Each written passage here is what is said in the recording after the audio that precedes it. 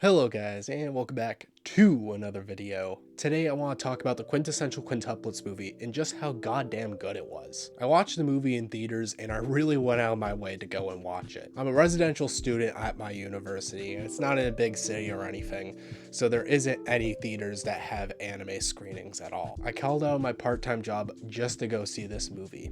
And I have zero regrets, because this movie was so fucking good. But why is it so good?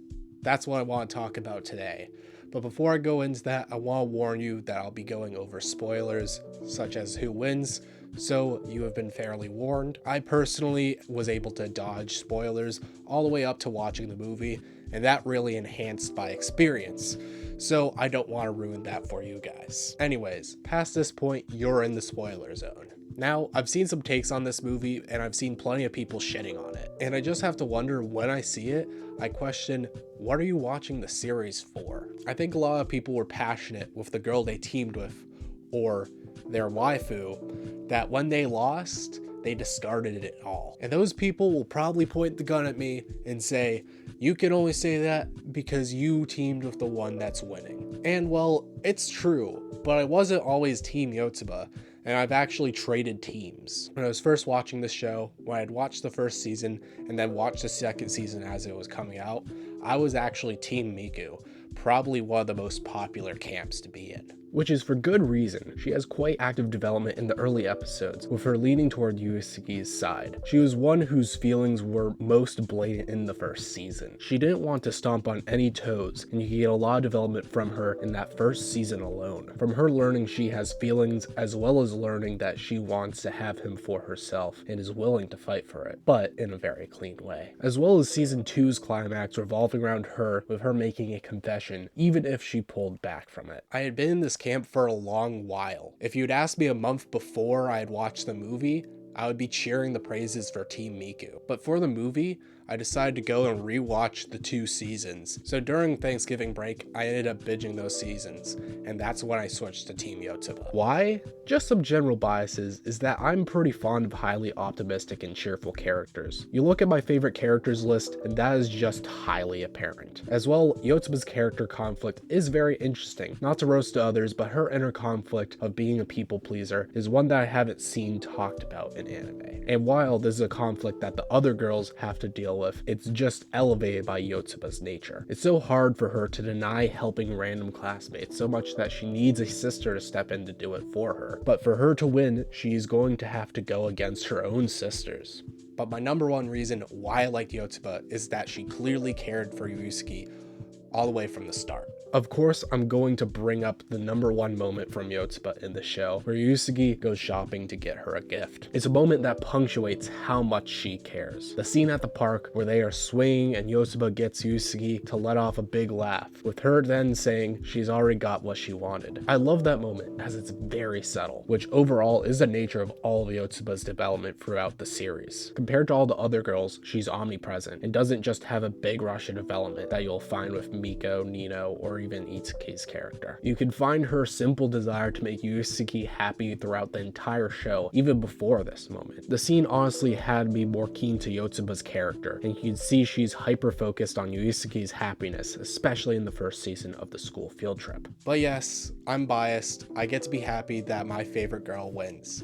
But even if she didn't, I think I'd be singing the praises for this movie anyways. Why this series is so good is because every girl felt so well developed. While I say Yotsuba is my favorite, it's only by a small margin, and I think every girl is an amazing character. Now let's talk about the movie. This movie did amazing to fill in many gaps left by the series. I had honestly found Itsuki's character to be the most underwhelming of the sisters, but her storyline was so impressive, and if I had to rate all of the broken up story plots, I would say Itsuki's was the best. While its very serious tone may feel far from the show, I gladly liked the jump. I found her being challenged in her ambitions and having to confront her biological father was great. Plus, this really helped in the redemption of their father's character, which is another thing this series was good for. I love the addition to the father's story. With his appearance in the first season, he just seemed like a terrible piece of shit, but the girls don't resent him. There was a need to understand his position better, and the movie did well at showing that through Nino and Itsuki's story. And I want to talk about a somewhat notable and a little bit divisive way they decided to tell the story, that being the division of everyone's story. I legitimately love this choice and many pacing choices taken by this movie. I always found this series was great for keeping a mystery element, and it held some similar structure to a detective series. While I know some people who like this series are your average degenerate harem enjoyers, I enjoy this series a lot for the mystery element, and it breaking it into 5 parts was an amazing way for adding more time to the big reveal, as well as giving an engaging way to piece together all the events that happened in that day, working on an element that has engaged me the most throughout the show. More to that pacing, I was thankful that they had a lot more after that reveal. It wasn't just a choice and that's it. It explains the reasoning for that choice and gives plenty of time for reflection. While I think some who were set in their ways probably hated how it ran 50 minutes more past the reveal, I found it great as I wasn't expecting to see the consequences and implications of the choice. While it has quite the beefy runtime, I found every second to be great and I fell into the experience. Anyways, I think this movie was an amazing conclusion to the series. I'm not really a fan of horny content in general, so I usually steer away from harem anime, but I'm happy that there is an anime that I can call a good harem. It's great to see one of those shows end up making something amazing that you never thought it would be able to before.